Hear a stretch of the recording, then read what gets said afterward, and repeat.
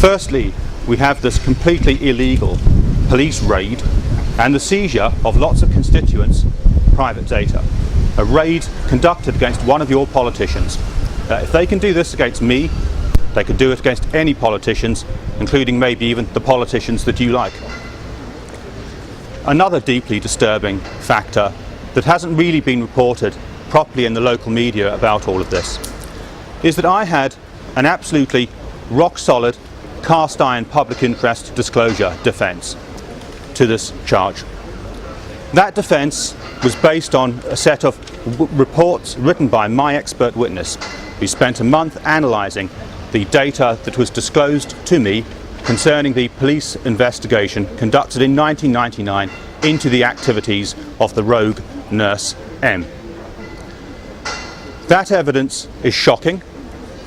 The reports of my expert witness are frankly frightening and are utterly damning in every conceivable way of the competency of the States of Jersey Police Force and of the motivation of the Office of Attorney General.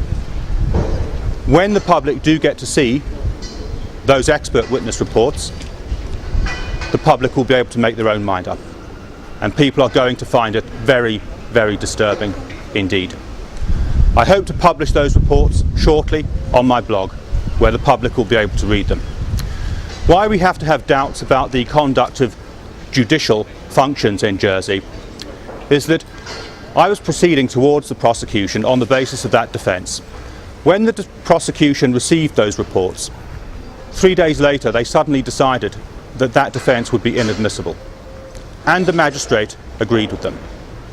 They did this because they simply had no answer whatsoever to the reports, as the public will be able to see for themselves when they're able to read them.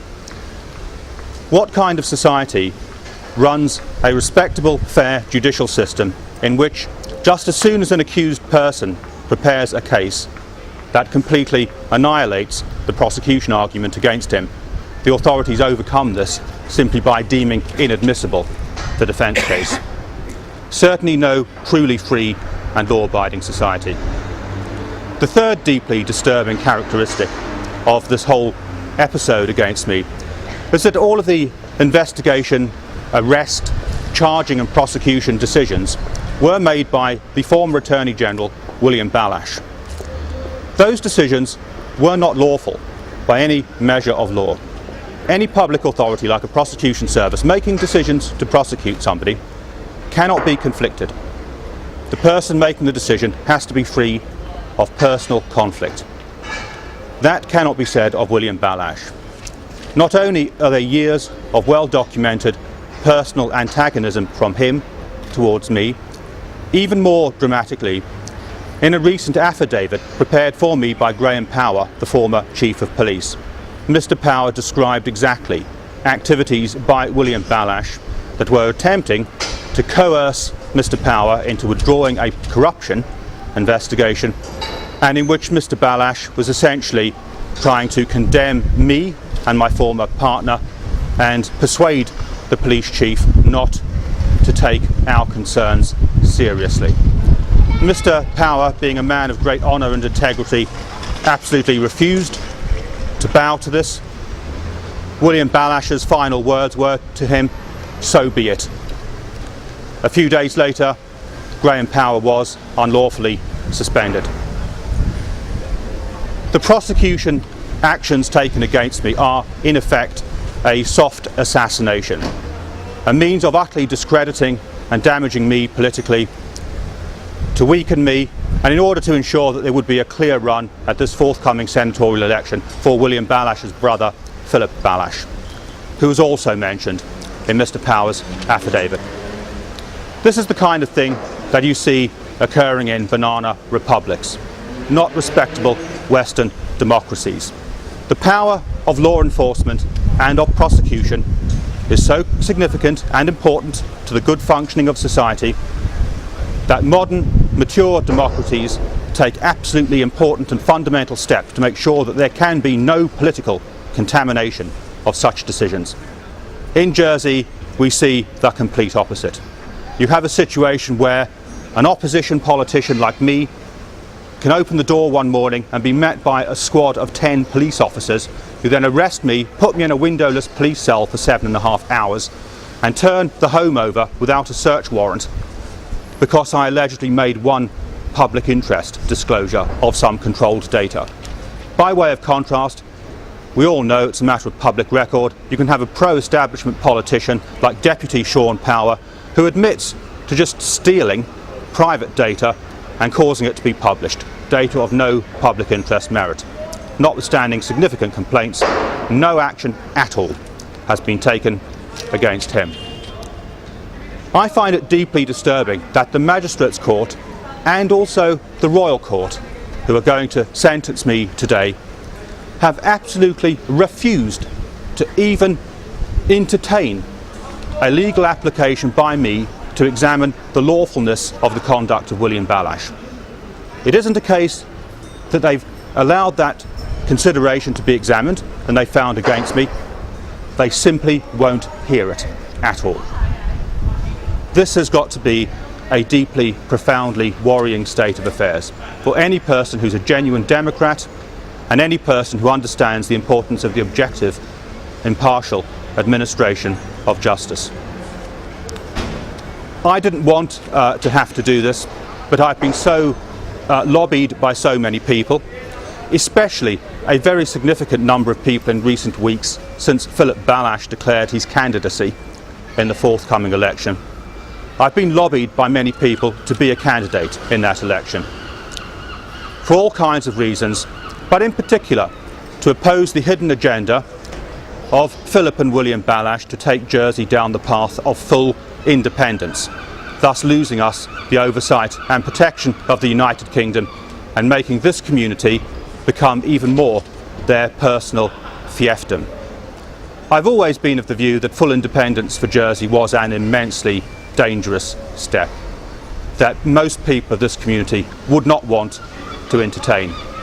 I fear, though, that with Philip Ballash being a candidate in this election and the deference and the unchallenging obsequiousness afforded to such establishment characters, that hidden agenda will find its way into the political realm without opposition and that the public will sleepwalk into it. I therefore have a public duty to be a candidate in the forthcoming senatorial election, even if only to oppose this dangerous hidden agenda of taking Jersey away from the protections of the United Kingdom.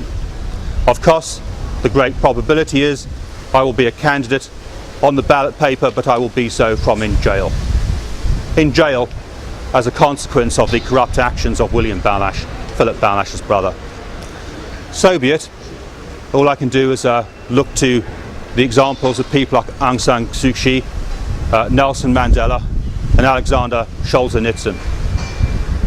It's quite absurd and sad in so many ways that Jersey in the year 2011 should be having to observe such a spectacle merely to achieve something like a proper separation of powers and functioning checks and balances, so that an elected member of your parliament can speak out on behalf of his vulnerable constituents who are at risk of danger and are at risk of failures by Jersey's public authorities. Thank you. Yes. So you're definitely going to stand? Well, yes, unless they bankrupt me, which they could do quite easily. It's either unless they sentence me to jail for a very long period of time, I think it's over 7 months or something like that, which they could do. Unless they did that, I could still be a candidate. Obviously, it would suit their purposes massively if I wasn't physically able to be a part of the election campaign. So obviously it would be a great handicap being in prison, but nevertheless I think the symbolism of it is important. Obviously probably a more politically convenient method for them would be to simply bankrupt me through all of the fines and court costs orders that they've had imposed against me. They could foreclose on those and I would be bankrupted, and if you're bankrupt you can't be a candidate. So if as far as possible you will do all you can to Yes. be a senatorial candidate? Barring a too long prison sentence or bankruptcy or assassination, I will be a candidate. And assassination is not that unrealistic a prospect. Any predictions on today's judgment? What do you think is going to happen in there today? I think it'll be exactly as one expects. Everything will be upheld. Has the rule of law broken down in Jersey? Of course it has. The rule of law is utterly broken down. The great problem that Jersey has is that it's only ever kind of grudgingly and cosmetically been a democracy, always over the centuries, and even through the 20th century up to today. The real power in Jersey resides in the Law Officers Department, especially in the Office of Attorney General and in the judiciary. Jersey's judiciary is politicised. If that weren't the case, then this manifestly absurd nonsense would have been thrown out 2 years ago. Do you think the mainstream media will be reporting that? Well, they've recorded it. No, I don't think they will.